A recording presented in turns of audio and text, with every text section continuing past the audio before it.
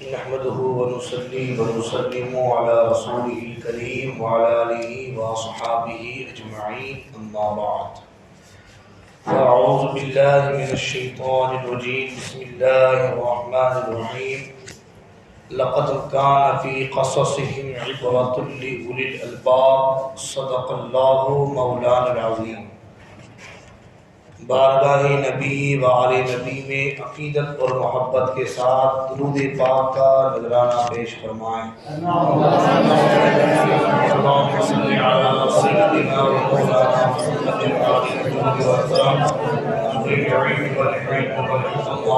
و صحابہ وبارک وسلم۔ جیسا کہ کل میں نے بیان کیا تھا، حضرت اسحاق علیہ السلام کے اولاد کے حوالے سے، اسحاق علیہ السلام کے دو بیٹے، ایک کا نام عیس یا عیسو یا اور دوسرے کا نام یعقوب رکھا گیا، اور ان کا قصہ بھی میں نے آپ کے سامنے بیان کیا۔ حضرت یعقوب علیہ السلام جب دعائیں لے کر کے جانے لگے، اللہ کے نبی حضرت اسحاق علیہ السلام نے انہیں دعائے نبوت عطا فرمائی اور مخصوص دعا جو تھی وہ دعا دی۔ اس کے بعد اب یہاں سے شروع ہوتا ہے کل کا درس، جو میں نے یہیں آدھا چھوڑا تھا۔ حضرت عیس جو تھے وہ بھی اپنا شکار لے کر کے حضرت اسحاق کی بارگاہ میں تشریف لائے، اور شکار بنا ہوا تھا۔ حضرت اسحاق علیہ السلام جو ہے عیس کو پہچان گئے، چونکہ حضرت اسحاق کو جو ہے حضرت عیس سے بڑی محبت تھی، وہ زیادہ پیار کرتے تھے، جبکہ آپ کے والدہ یعنی حضرت اسحاق کی بیوی جو ہے یہ حضرت یعقوب سے زیادہ محبت کرتی تھی، جن کا نام روایتوں کے مطابق ربقہ یا ربقہ، تو اکثر علماء نے ان کا نام ربقہ بیان فرمایا۔ حضرت یعقوب علیہ السلام کی والدہ کا نام ربقہ اثر بیان فرمایا ہے۔ ربقہ کو جو ہے حضرت یعقوب سے محبت تھی، تو آپ نے دعا بھی حضرت یعقوب علیہ السلام کے حوالے سے ہی کروائی، اور آپ کو کل بتایا کہ دعا کیا دی تھی اور دعا کا کیا معاملہ بنا۔ ادھر حضرت عیس جو ہے وہ بھی حضرت اسحاق کی بارگاہ میں دعائیں لینے کے لیے پہنچے، اور جو ہے اپنا شکار پیش کیا۔ حضرت اسحاق علیہ السلام نے جو ہے کہا کہ بیٹا تم جو ہے دیری کر گئے، وہ جو دعا اللہ نبی کو عطا فرماتا ہے وہ دعا تو تمہارے بھائی یعقوب لے کر کے چلے گئے ہیں، اب وہ دعا تمہارے حصے میں نہ رہی۔ یہاں سے علماء نے ایک بات نکالی، اور علماء نے مسئلہ بیان فرمایا کہ آدمی کو چاہیے کہ آدمی جو ہے کام وہ کرے جو دعائیں لینے والے کام ہو، دعائیں کروانے والے کام نہ کرے۔ دعائیں کروائی نہیں جاتی، دعائیں لی جاتی ہیں۔ حضرت اسحاق علیہ السلام نے دونوں بیٹوں سے خدمت مانگی، پہلے حضرت عیس نے بھی خدمت پیش کی، حضرت یعقوب نے بھی خدمت پیش کی۔ خدمت کی تب جا کر کے دعائیں ملی، دعائیں کروائیں نہیں بلکہ دعائیں لیں۔ خدمت کرے والدین کی، اپنے بڑوں کی، اپنے اساتذہ کی، ان کے سامنے وہ کام کرے جس سے وہ خوش ہو، وہ خوش رہیں گے، وہ خوش رہیں گے تو پھر جو دل کی دعائیں نکلتی ہیں وہ دعاؤں کا اثر ہی کچھ اور ہوتا ہے۔ دل سے جو بات نکلتی ہے اثر رکھتی ہے، پر نہیں طاقت پرواز مگر رکھتی ہے۔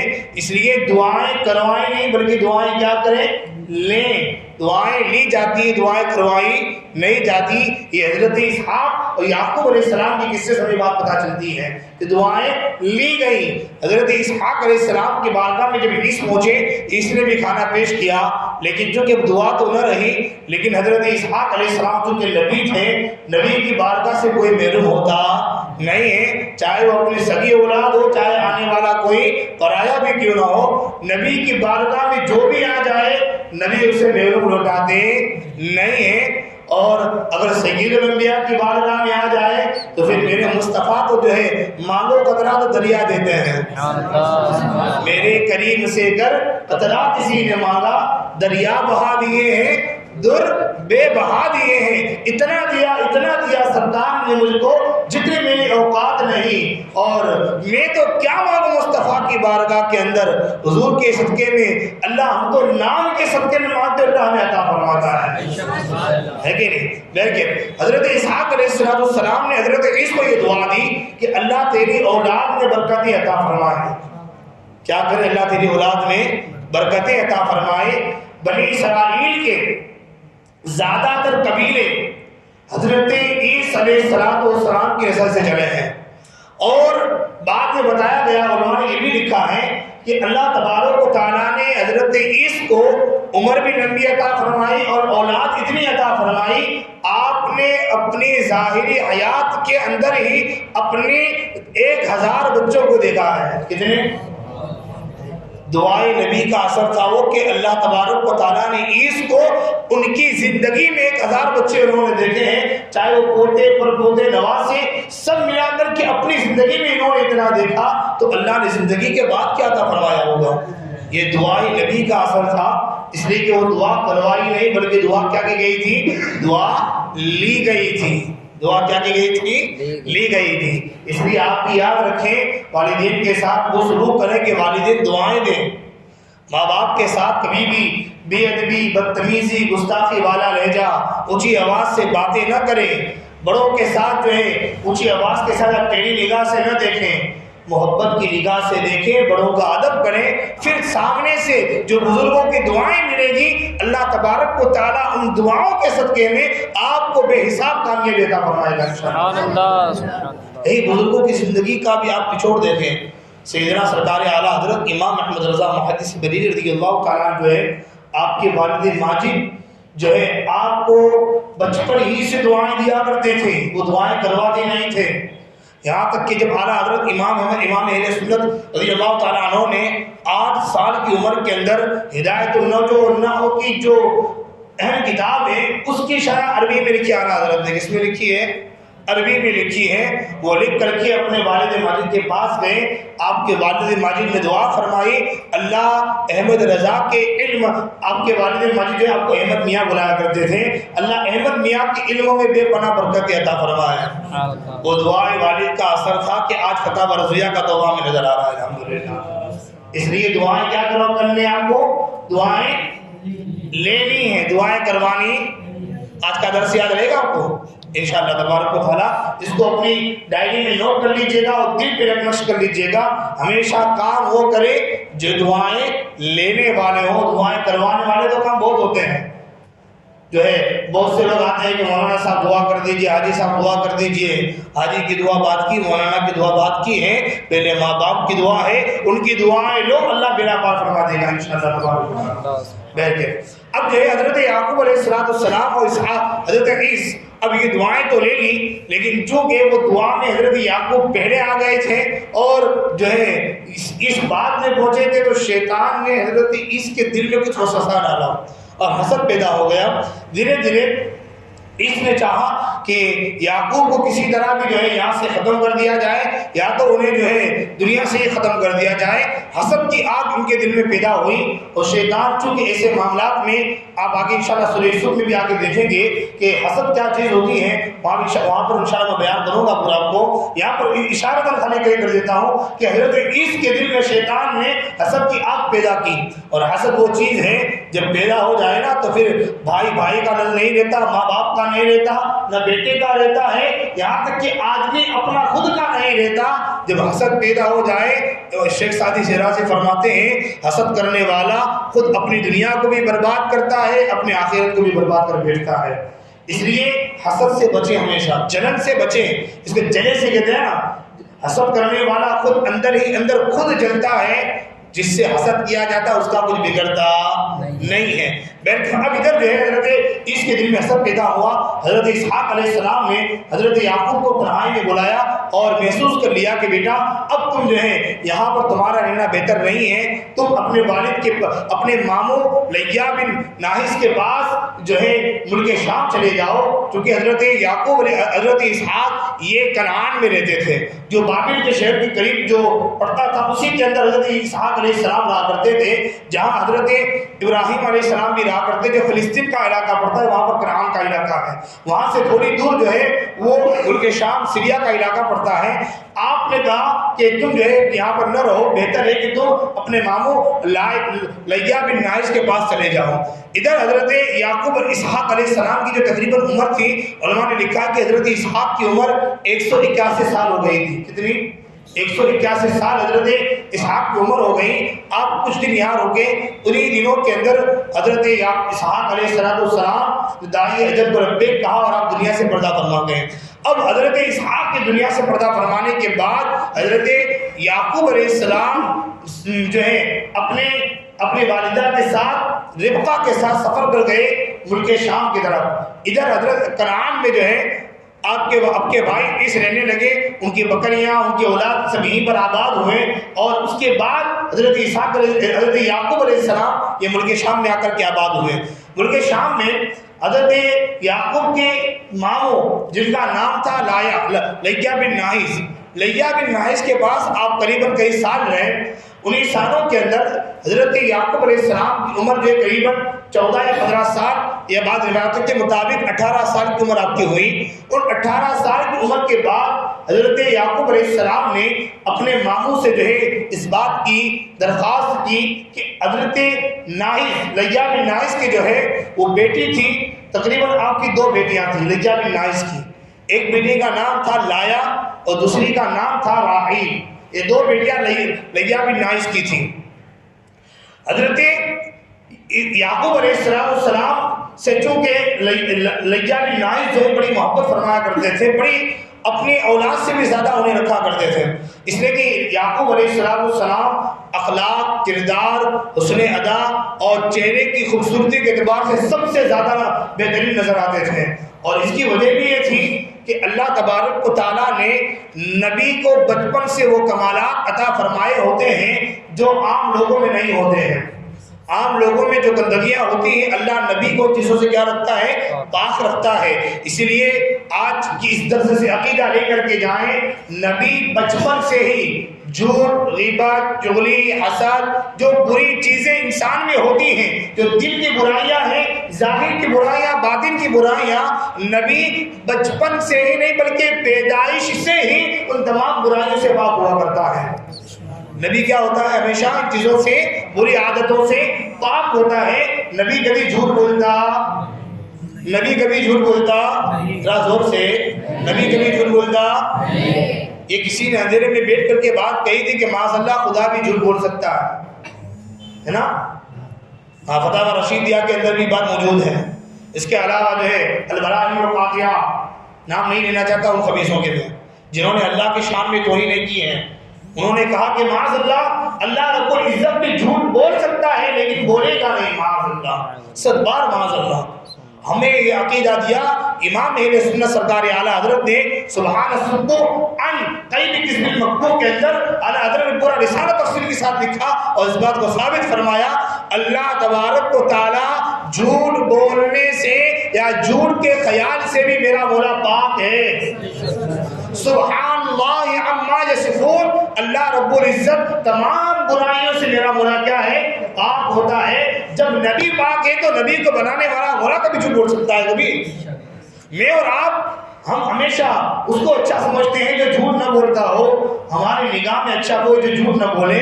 ہماری نگاہ میں مولانا کی عزت وہ ہوتی ہے کہ مولانا جھوٹ نہیں بولتے، تو جو مولانا کے بارے میں ہمارا عقیدہ اتنا اچھا ہو، خوش عقیدگی ہماری یہ ہو کہ مولانا جھوٹ نہیں بولتے، عالم صاحب، مفتی صاحب کبھی جھوٹی بات نہیں کرتے، تو پھر آپ بتائیں نبی کبھی جھوٹ بول سکتا ہے؟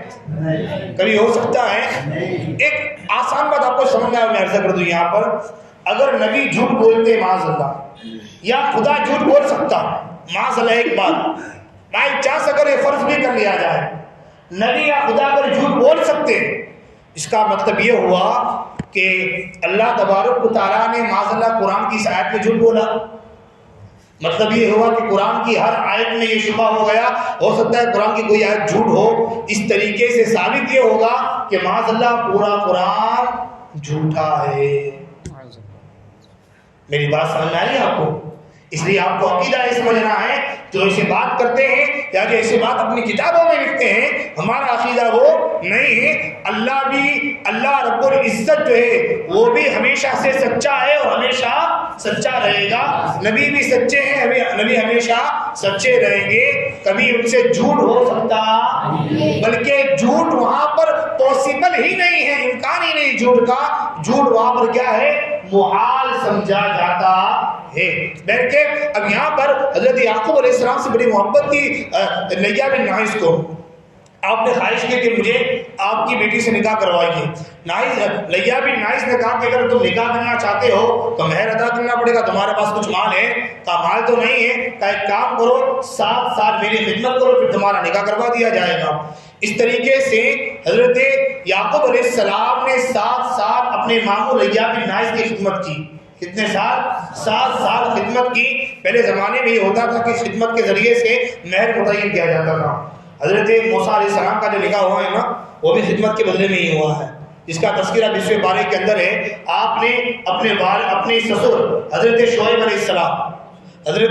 علیہ السلام کی قریباً 7 سال یا ایک روایت کے مطابق 9 سال جو ہے خدمت کی، تب جا کر کے آپ کا نکاح حضرت صفورہ کے ساتھ کروایا گیا تھا۔ حضرت یعقوب علیہ السلام سے بھی شرط کی گئی کہ آپ جو ہے 7 سال خدمت کریں گے تب جا کر کے آپ کا نکاح جو ہے کروایا جائے گا۔ 7 سال خدمت کی، اس کے بعد جو ہے لیا بن ناعس نے آپ کا نکاح اپنی بڑی بیٹی لایا سے کروایا۔ جب یعقوب علیہ السلام خلوت میں پہنچے تو آپ نے دیکھا کہ یہ تو جو ہے راحل نہیں ہے، آپ کے خواہش تھے راحل کے ساتھ، لیکن آپ کا نکاح کس سے کروا دیا گیا؟ لایا کے ساتھ۔ آپ جو ہے آئے اپنے سسر کے پاس لیا بن ناعس کے بعد، کہنے لگے تم نے تو کہا تھا کہ نکاح جو ہے وہ راحل کے ساتھ کروانا ہے، تم نے تو میرا نکاح لایا کے ساتھ کروا دیا۔ تو آپ کے سسر کہنے لگے ایسا کیسے پاسبل ہو سکتا ہے، بڑی بیٹی گھر میں بیٹھی رہی، چھوٹی کا نکاح کروا دیا جائے۔ پہلے زمانے میں بھی اس طریقے سے خیالات تھے۔ لیا بن ناعس نے کہا کہ میں نے جو ہے اسی وجہ سے نکاح کروا دیا۔ لیا نے اپنی بیٹی لایا کے ساتھ یعقوب علیہ السلام کو بطور گفٹ ایک لوڑی عطا فرمائی تھی، جس کا نام تھا زلفا۔ کیا نام تھا؟ زلفا۔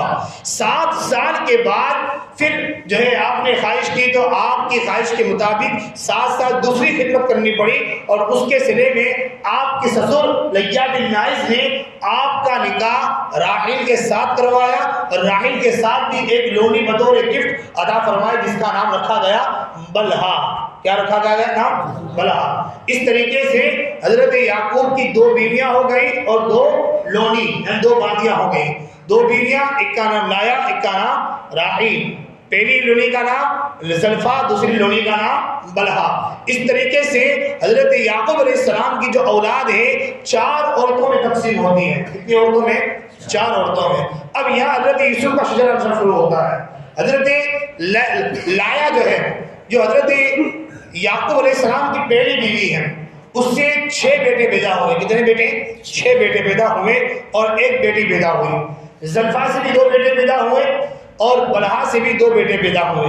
ٹوٹل کتنے بیٹے ہو گئے؟ 10 بیٹے ہوئے اور 1 بیٹی، ٹوٹل 11 اولاد حضرت یعقوب علیہ السلام کی 2 بانیاں اور لایا سے مل کر کے ہوئی۔ اور راحیل سے حضرت یوسف علیہ السلام پہلے بیٹے پیدا ہوئے۔ یوسف علیہ السلام پہلے پیدا ہوئے، دوسرے میں زینب آپ کی بہن پیدا ہوئی، اور تیسرے میں بنیامین پیدا ہوئے۔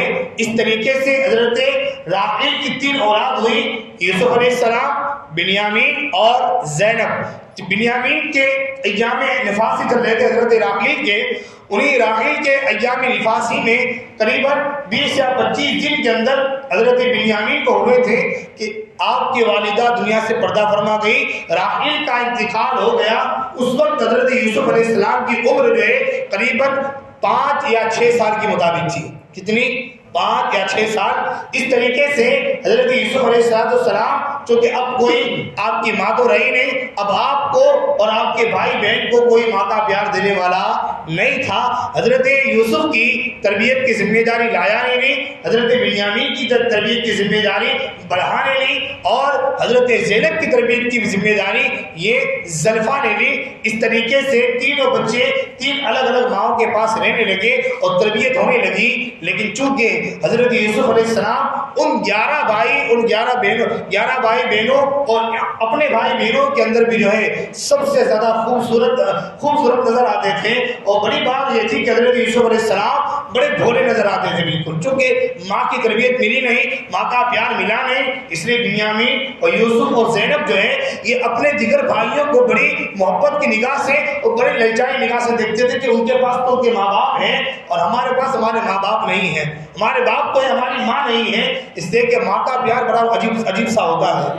پوری دنیا بھی اگر مل کر کے چھوٹے سے بچے کو ماں کا پیار دینا چاہے، پوری دنیا کی عورتوں کی ممتا ملا لی جائے، لیکن جو پیار جو محبت ماں دے سکتی ہے پوری دنیا کی عورتیں دے سکتی نہیں ہے۔ اب اس کے بعد حضرت یوسف علیہ السلام جو ہے ان کے ساتھ کیا معاملہ ہوا، ان کے ساتھ کیا شریعت رچا گیا، اس کے بعد حضرت یوسف علیہ السلام یہاں سے نکل کر کنعان کیسے پہنچے، انشاءاللہ العظیم کل بیان ہوگا۔